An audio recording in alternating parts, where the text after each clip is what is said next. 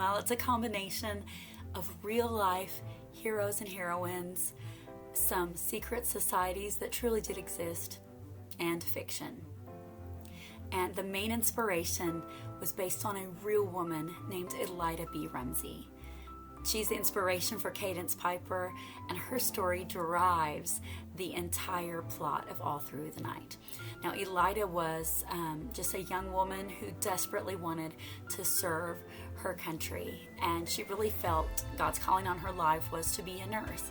So she approached Dorothea Dix, who had recently been named superintendent of nurses. But Dorothea Dix said, "You are not allowed to serve. You're too young, you're too pretty, you're single. We only want older married women who are very plain of face." And she told Elida, you just can't do this job. There's too much of a risk of dalliances with soldiers, broken hearts, things of that nature. Well, Elida was not going to take no for an answer. She knew there was something she could do. She just didn't know what. Well, one day she was walking down the street with a young Navy Department clerk, and his name was John Allen Fowle. Both she and John saw a group of soldiers that had just been released from Libby prison.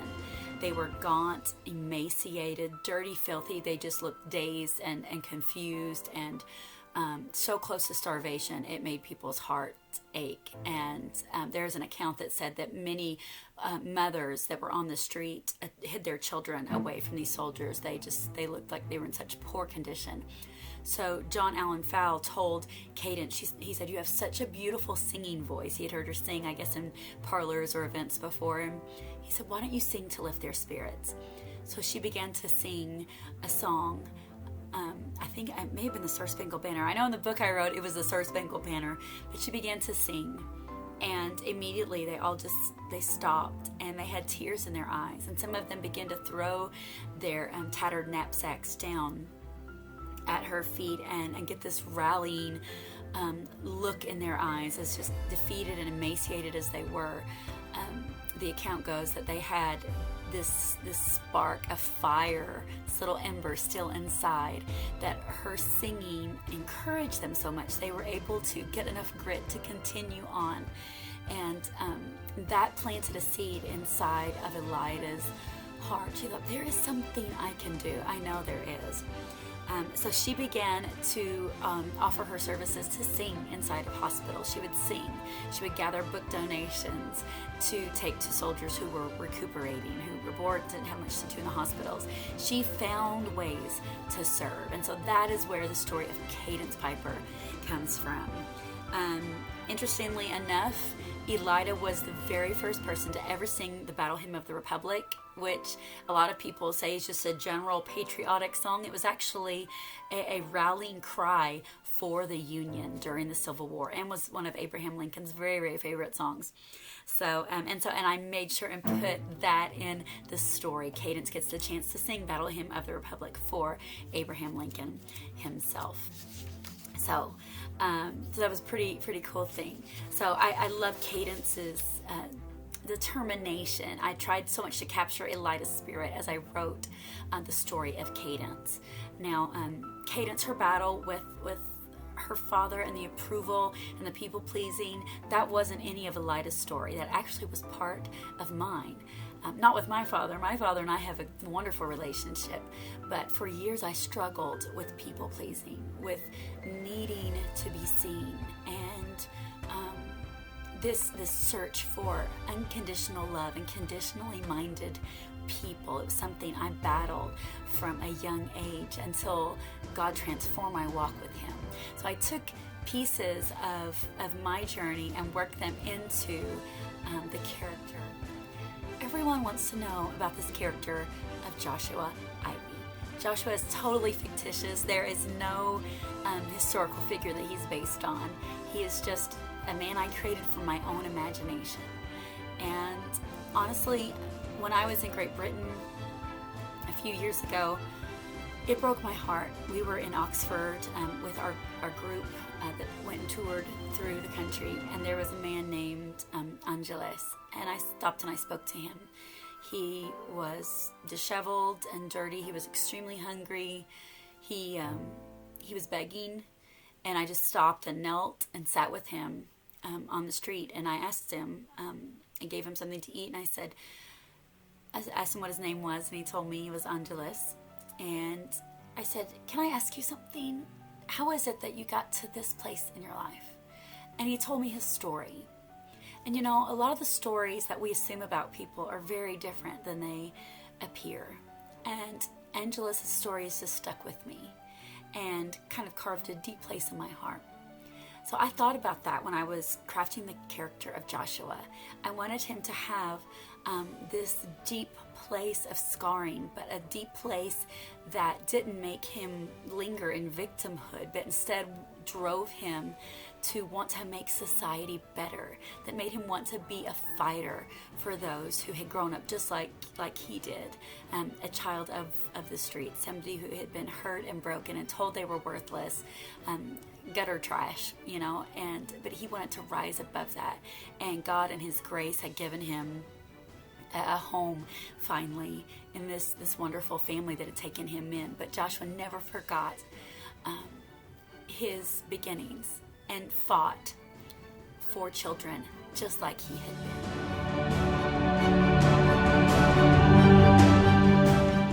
One of the funnest things about writing all through the night was getting to play with these amazing historical figures that make their own kind of cameos. I've often wondered what it would be like to meet Fanny Crosby face to face. I absolutely adore her music, Blessed Assurance, The Haven of Rest, so many beautiful songs that she has given us, that she has crafted often through her own suffering. She goes to such a deep place in her lyrics. So I thought, with Cadence being a singer, how cool would it be if she actually got to meet Fanny Crosby? And everything just lined up perfectly with the timeline and the places. So I thought, why not? So the interaction with Fanny Crosby, it was one of my favorite things in the story, and the wisdom Fanny is able to give her, I thought was really beautiful. We have a kind of semi-appearance by Abraham Lincoln. He's in the same room, which was really cool. We even have John Wilkes Booth. So very interesting information about him that was unearthed during the research for this book. One of the most upsetting things that you find in research, that I find every book that I write, I have to dig into so much research, especially when it's about the Civil War. There's a lot of dark stuff that I find, and I know other authors have found, but this was by far the most disturbing. It was the discovery of a secret society called Knights of the Golden Circle. Now, I had heard vaguely of them before, but it was always in relation to things like treasure hunters. There was the secret group who had left behind this cache of gold or something like that. I actually found that there was such a group as Knights of the Golden Circle. And the more I dug into the research behind them, the more horrified I became. This was a group of men. They were basically kind of, they were almost like forerunners of the KKK, but much more devious, a much larger network than that. They basically had a plan. They funded the entire Confederacy. They had a plan to take over. They wanted to control all of the southern states, and they wanted to control Mexico and all of the West Indies, the islands out there, and make a circle of power, a new kind of nation where they could have slavery and power and control, a new dominion. What's upsetting about this was the principles that their power and their plan was based upon. It was pure hate. It was complete denigration of African Americans against women, against anyone they considered less than themselves. And even half of their members were forced into taking these oaths against the Union and against African Americans. You know, basically they would lure them into these secret meetings and then tell them if they didn't take this oath, they would be killed. So some of them I don't think were even as loyal to the Knights of the Golden Circle as they were just scared to leave. And some of the horror stories from this group, it actually sent chills down my spine. There is one particularly profound narrative by Edmund Wright called His Adventures with and Escape from the Knights of the Golden Circle. And it's by a man who actually was part of the Knights of the Golden Circle. He was kind of coerced into it by his father, and then saw really what was going on and what they were doing, and tried to get out of it. He had to go into hiding, managed to escape, but once they found out what was going on, they went back and murdered his wife, children, burned down his house, and he had to live in hiding the rest of his life. And as he got older, he was able to publish this, and now that he's dead and gone, it's available out in print now. And some of the horror stories that they committed, the atrocities, will just absolutely curdle your blood. There's one account I wanted to work into all through the night, but I was just upset. I was scared that it would be too traumatic for some of my readers.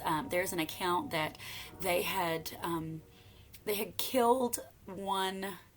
I would say this is a true story. They had killed one of their own men because he was a southern plantation owner, because they feared that he might not be completely loyal. And so when he died, they immediately went to his plantation, and instead of going through the proper channels to wait to see if how his property was going to be allotted, chance for his widow to see the lawyers or anything, they just began taking some of his slaves, some of his personal effects.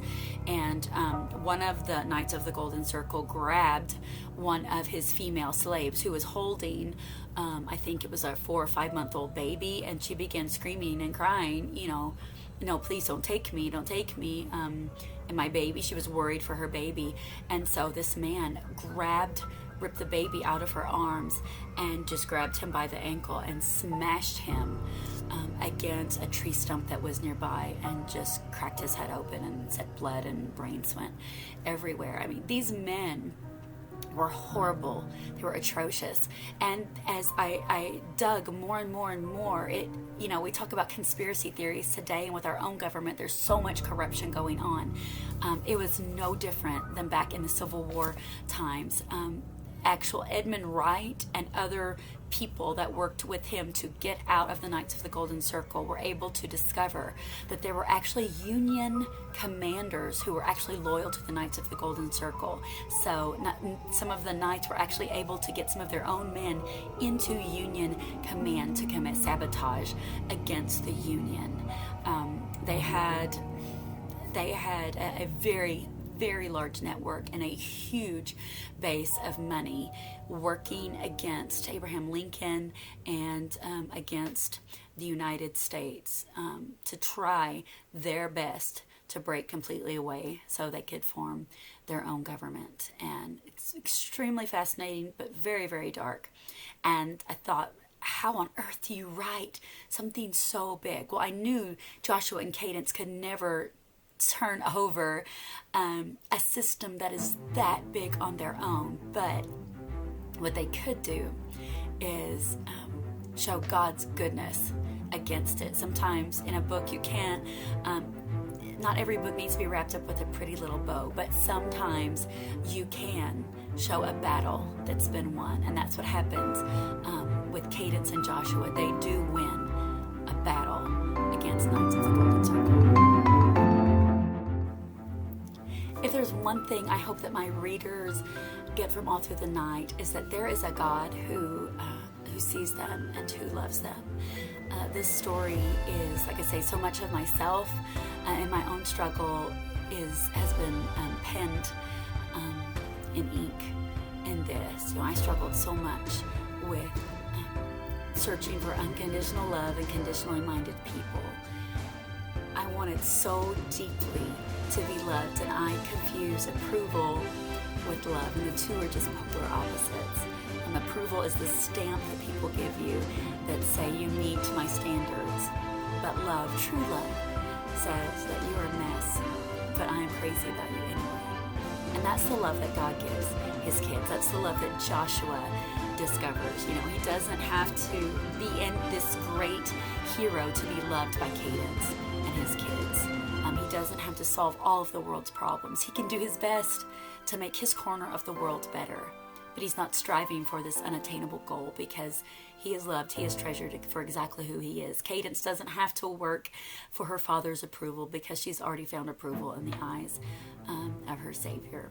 So I hope that my readers will find this as well. And like Cadence, if you're stuck in a place, if you are struggling with health, if you are struggling with finances, if you are struggling with a broken marriage, or children who have walked away from what you've taught them, no matter what it is in life that you are struggling with, know that there is a God who sees you, who loves you.